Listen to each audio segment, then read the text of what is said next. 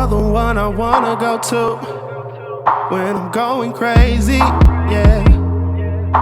By my side every night, boo. Forever my lady, yeah. Be my partner in crime, Bonnie and Clyde. Have the ride of your life, babe.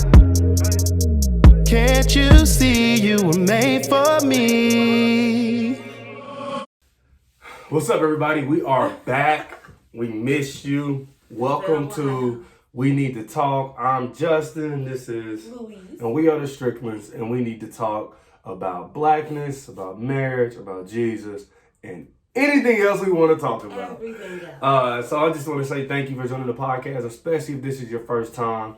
Welcome. If you are a recurring member of the pod, don't forget to hit that like button, hit subscribe, and turn your notification bells on. We're going to start our day as we always do, or almost always. It's early, so it's our day. We're going to start with cooties. So yes. She's excited, so I'm going to let her. I'm always excited about cooties. I'm going to let her go first. You have to understand, I am always excited about cooties because it's like, does Justin know this, or is this new to him? I don't know. Let's see. And so, in case it's your first time, Cooties is a game where she tries to stump me with a question about women. I won. You didn't. Well, we you both cheated. got it right. Oh my he God. cheated. No, I'm talking about last compilation. Oh yeah, I won the first round of Cooties. No. And then if you, it's okay. Compilation here. You can go watch for yourself. Justin, I won. And then I try to stump her with questions about me. And I usually get them right. She doesn't. All right, you ready? You're always surprised. Like, I'm surprised you knew that. You always say that. You want to go, or you want to keep talking about how I'm a winner? How often should a woman cut their hair? That's subjective. Mm-mm. Are you talking about just so you dusting it for like split ends and stuff? How often should a woman cut their hair? She got mad that I knew that. You only know that because I dust mine when I twist it. Yeah, whatever. That's the only way you know it. You gotta dust your ends twice a year. What is Incorrect. Every 3 to 4 months. You trim. Three know times that. a year. I was close. You trim. Like when I twist my hair and I dust my ends, I'm trimming it, but that's literally once a month. And I'm taking off a little. Sometimes I get a little heavy handed, but I take off a little bit to keep it pretty even. So 3 to 4 times a year is the answer. Correct. But guess what you said? Twice per year. So you were wrong. Let me be right, Lord. Please let me be right. You're not. What's the question? He always thinks of it on the spot, and he makes it harder depending on if he gets mine right or wrong. That's not true. Yes, it is. Are you ready? Yeah, I'm ready. I was talking to them. Is that what you were doing? My question is pretty easy. I just smeared my mascara. Get about your eye. Answer your question. Okay. Remember I told you this is a sports season, so all my questions will be sport related. I'm about to start watching sports 24 hours a day. You're from Kansas City, so this should be an easy one for you because it's a Kansas City related question. Ask the question. You don't know it. I do. What baseball player helped Kansas City Royals win their first MLB pennant? MLB, the first baseball player. Kansas City helped them win their first MLB pennant. I can't say Babe Ruth. I said him last time. He's the most famous player in Royals history. I almost want to keep it Babe Ruth. I mean, if that's what you got. That's all I got. That is incorrect. I'm sure. Who is that? It's George Brett. I don't know who George Brett is. Look him up. You said it's George Brett like it's George Brett. It is. It's sweet potatoes. I don't know who George Brett is. He's the greatest player in Royals history. Ask me some stuff. See? I told her it's going to be a sports season. He made it hard because he did not get mine. That's not true. I knew what I was going to say. That ain't true. No. I literally just, I just don't use my phone because I know stuff. But I have my cookies before we sit down. I know stuff too. I just want to make sure I'm saying the correct answer. You be trying to find something dumb hard. Like, no. I've seen her. She Googled, what are things men don't know about women? I need to think out somebody else right on me because Justin knows how I think, so he knows what I'm going to say. But he don't know what Google going to say. Now what? You sure right. So. You're in my mind. Okay.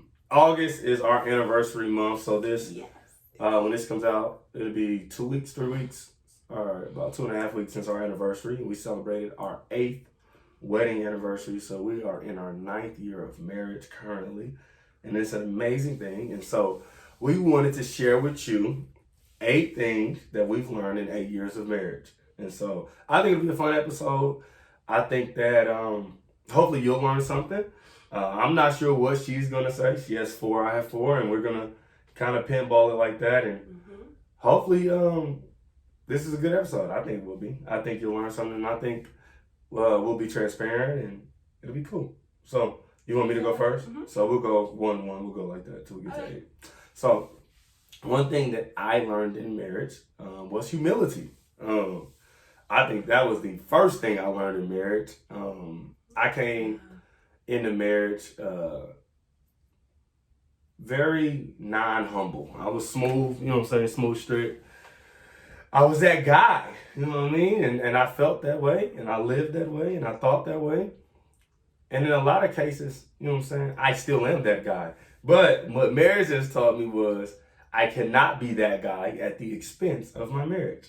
And so I've learned humility. So I learned just to put myself second, man. And it's crazy that looking back, I remember how selfish I used to be, and how I am now in my marriage. And it's like, I can't even remember why or what I was thinking when I was acting that way, because it wasn't healthy for our marriage. And it wasn't healthy for me because I would be frustrated a lot, and I'd be upset a lot about things where I was just really being selfish, and really just putting myself first, where that's not really how this works. And so humility was probably the first thing I learned in marriage. What do you think about that? Like my number? Or... No, about what I just said. Oh, humility? Yeah, I think it was hard for you for sure, because you have this thing where you always think you're right, and you still do. I know you still do, but your humility operates when I got a B+, A- average, like 85 to 91% of the time. That's not acting in humility. I don't know when you learn the humility. But this is a humility, because even though I think I'm right, I'll let you think you're right sometimes. That's not humility. I mean, it is. No. Because I don't want my own way. I don't see my own way. Yes, you do. He does want his own way. It's like, because my uncle told me that when I first got married. I really know what he's talking about, but I get it now. He was like, even if you're right, it's okay if she thinks she's right, because you know you're right. And I was like, But the part he didn't tell you is to fix your face so that you don't communicate. I know I'm right and I know you're wrong. That's the part he forgot to mention, I think. I'm work in progress. Maybe he was talking too fast and you missed it. Work in progress. That's okay. What's your first thing? So that's one thing. That's the first one thing we learned in marriage. And these are not in like numerical order. Yeah. Heck no, this is just 8 things. Communication is key. 2. So for me, communication wasn't necessarily difficult because I am a words person. What? Go ahead. I'm a words person, so when I am ready to communicate, I have a lot to say and a lot of ways to express myself and all that. But I think there are times in our marriage where we were not communicating well and you could tell. And then there are times where we are communicating well and you can obviously see the difference. So I would say in any marriage, communication has to go both ways, and finding out like how we communicate well together. Like sometimes it's through text message, sometimes it's face to face, sometimes it is what are the other ways you can communicate. Like over the phone, sometimes it's easier to talk in a different space. So I think for me that's been a big thing. And figuring out like, oh, now we're communicating differently. Like before we talk more this way, but now, oh, this is working better for us. So being diligent in seeing how our marriage is changing and how to change how I communicate to fit our marriage. Yeah, and I think for me that's a really good one. 2 things like I think is like, just because you talk a lot don't mean you communicate well. And so that's something I think a lot of people think, oh, I'm talkative, so I'm a good communicator, but that's not necessarily true. Good communication is judged by how well does your listener understand what you're saying, and on vice versa, how well do you understand what the person you're talking to is saying. And then the second thing I feel like about communication is, was love languages one of your thing? Yeah. Okay, I'll leave it. All right. I'm gonna jump into that. That's what I would say about communication. You have to communicate expectations, because if you don't, they're unwritten expectations that your partner doesn't know about and therefore can't uphold. And it's not fair when people get mad at that, because it's like they don't know what you want. And it's not, and there's no way you can't say, well, everybody should know that. Because there's no, everybody was raised a certain way. You know what I'm saying? Everybody hasn't seen healthy marriage, and all healthy marriages don't look alike. That's true. You know what I mean? And so, you gotta, it is healthy to over communicate expectations rather than to leave them unwritten. And that way you give your partner a chance. You know what I'm saying? Your husband and wife a chance, your partner a chance to meet those expectations. Yeah. Got number 3. You want to do the number thing? Okay.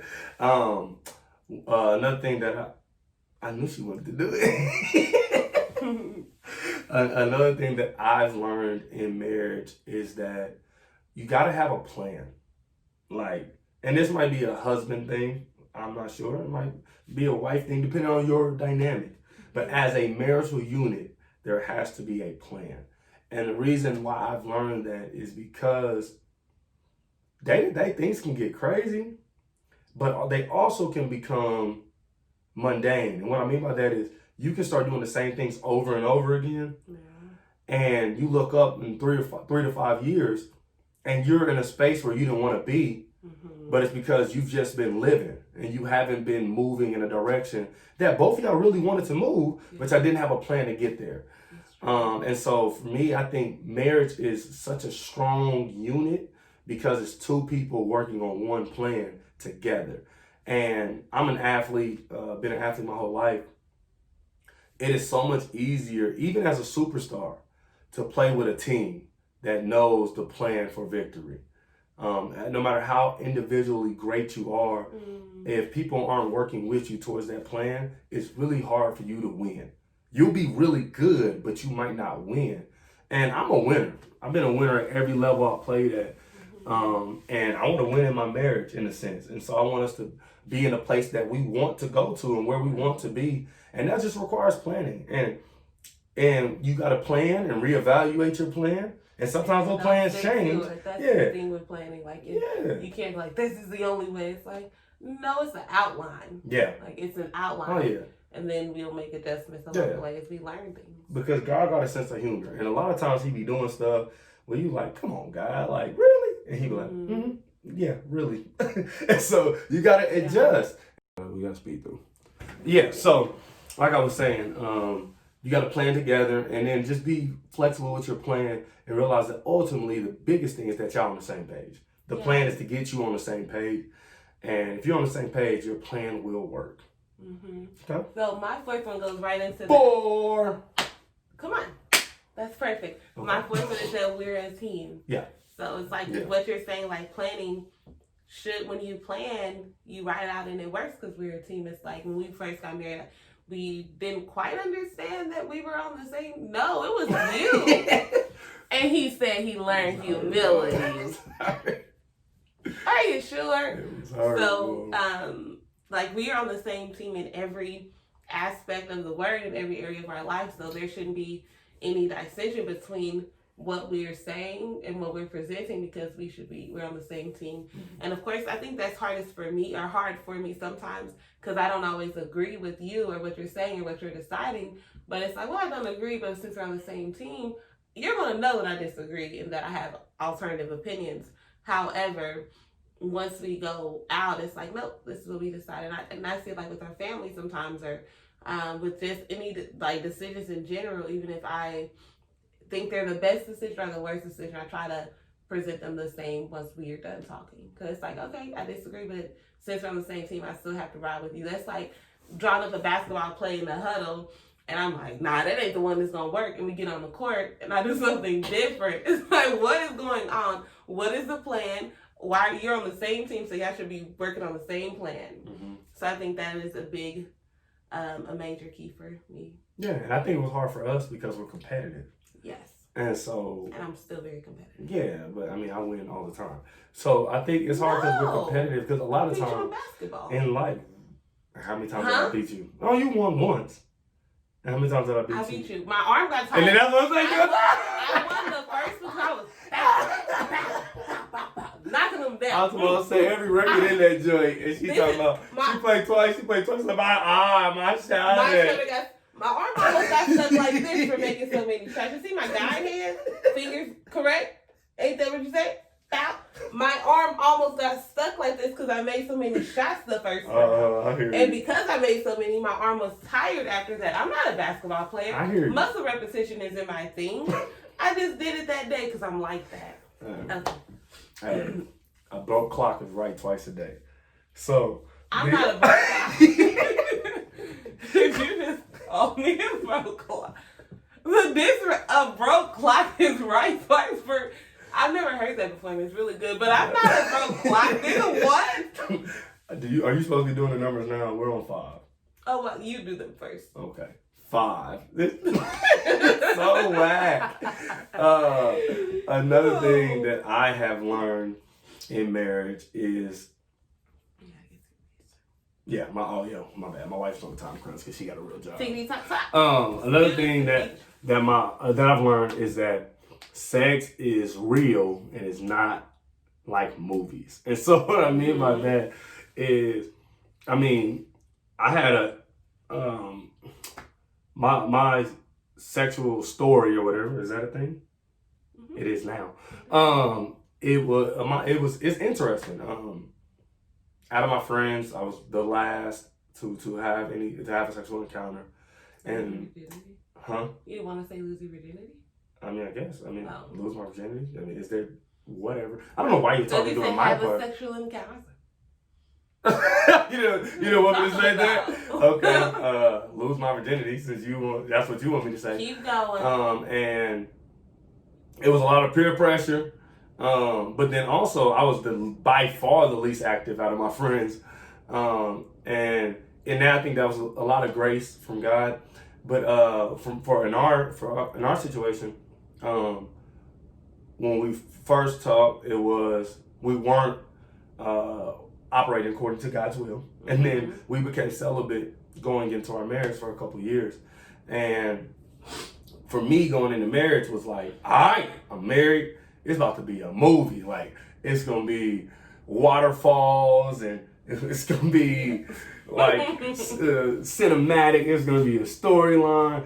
I'm gonna come home as the plumber. It's just like I had all these images and stories in my mind. And in marriage, sex don't work like that.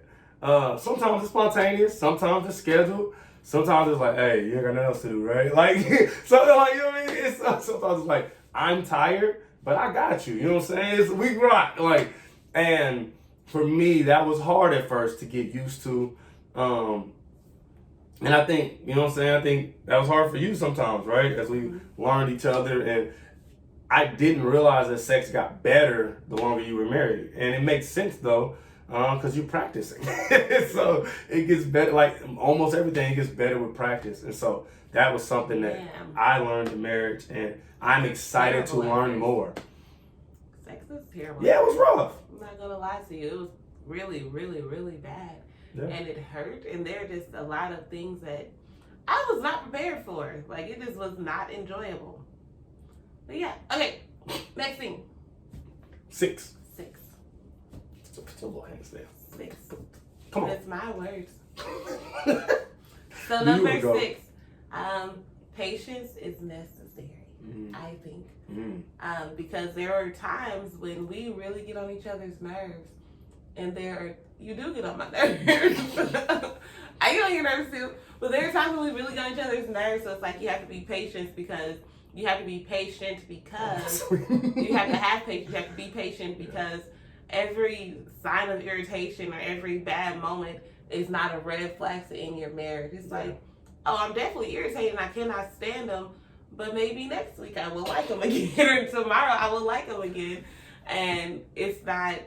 I had to learn to simmer down. It's cool. Like, you can be irritated without wondering, like, is this the one that's going to break the camel's back, the straw that break the camel's back? Like, oh no, did I go too far? Did he go too far? What should we do? It's like, no, just wait it out and see. Yeah. And be patient with one another Yeah. as we are learning each other and as we're changing, as our marriage is growing and changing and new things are being introduced. So it's like patience for us, patience for our marriage, and then patience for whatever season we're in. Yeah. I think that's good. Because I think what happens is people change. The women, they change. It has to be patience on both sides because I have to be patient with you as you're adjusting and becoming this new human. But you also have to be patient with me as I'm figuring out how to love you in a better way. And so I think that's good. Are you still going to do your love languages on, or you forgot? No, that's my last one. Okay. So I just didn't want, I wanted to do it, but I didn't know if you had forgot. For me, number 7 is where you gonna go? And so that's number 7 for me. Where you gonna go? And so what I mean by that, and for us, and this is not everybody's story, but we are not going anywhere. Like I said all the time, like my god sister, she just finished barber school. She was like, I need to shave your face bald and give you a haircut. Louise thinks I look like a 12-year-old when I get my face shaved. It's not a thing, it's a no. She doesn't want me to do it. Do not ever. I said I'll do it. And then my boy was like, but what's your wife's gonna do? I'm like, she's not gonna like it, but where's she gonna go? And so, to Atlanta, Alaska, Hawaii, Arkansas, and so, anywhere I want. She ain't going nowhere. And what I mean by that is we've made a commitment to each other that we said, but for better or for worse. And worse for her might be me with no facial hair. But she said for better or for worse. And I think the biggest thing is just to realize that. And I don't mean to say, like, disregard what your wife's saying. Do whatever you want. That's not what I'm saying. What I'm saying is you find a way to make stuff work because you committed in a way that says, I'm not going nowhere. And so it's this, my biggest thing, because I think a lot of times in relationships, people is soft. Like, they go through stuff and they quit and they give up on their marriage. But for me, it's like, where am I gonna go? Like, honestly, I've never been a single adult, like, ever. Got married when I was 20, engaged when I was 19. So I literally have not been, when I was not a teenager, I was a husband. Yeah. Where am I gonna go? Like, what I'm gonna do if I'm not married to my wife? Now, if God takes her home, I gotta figure something out. But I'm not going anywhere because this is what I committed to and this is what I'm getting decently good at. It took me a long time. Well, I'm decently good at being a husband. Why would I want to start over and figure out how to be single? You know what I'm saying? So that's the biggest thing for me. That's my last one. Is like, where am I go? I'm in it for the long haul, and I'm gonna find a way to make this successful. Okay. She tagged me. She because number eight. Okay, the last thing is learning our love. We talk about this a lot, I feel like, but it's how important our love languages are, and knowing when your spouse's love languages has changed so that you can adjust to loving them better. It's simple math. Yeah, I think for me, one of the biggest changes I've experienced is like quality time didn't used to be very important to me, and like it's become more and more important to me over our marriage. And that's just something I was like, quality time is a lot more important to me than it used to be. Yeah. Because it used to be physical touch 90%. And whatever you do the rest of the 10, I'm okay. I'll accept it however I can get it. But physical touch is still about 90%. But then quality time has moved up to be about 7% of that too. So, that's it. You got anything you want to share before you leave to go to work? Love you guys. Have a good day. All right. Thank y'all for joining us. I got my Tribe U shirt on. Check them out on Instagram. The Tribe, part of the Kansas City group that does art, they do theater, improv. They're amazing. Link in the bio, in the description. If you like it, hit thumbs up. If you love it, hit subscribe. And if you want more, smash that notification bell. And we love y'all. We're going to see y'all next week. We back, man. We was sick. We was moving. We was doing all this other stuff. But we are back for you, the people. We love you. Yes, remember, they drop every Thursday, 6 p.m. We have been We Need to Talk. I'm Justin. She's Louise. We're the Stricklands. And we out. Bye. Wine, stand up, baby. Yeah. Literally. Bye. See you later.